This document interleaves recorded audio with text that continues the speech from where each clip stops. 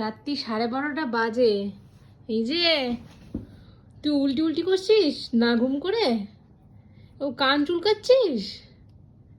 হ্যাঁ, কান চুলকাচ্ছিস? কান? এই কি করছিস তুই? হ্যাঁ, ঘুমাবি না? ঘুমো হবে না? ঘুমো হবে? হবে?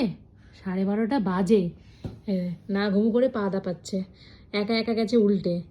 বালিশে শুয়েছিলাম, বালিশটাকে ওইদিকে ফেলে একা একা গেছে উল্টে।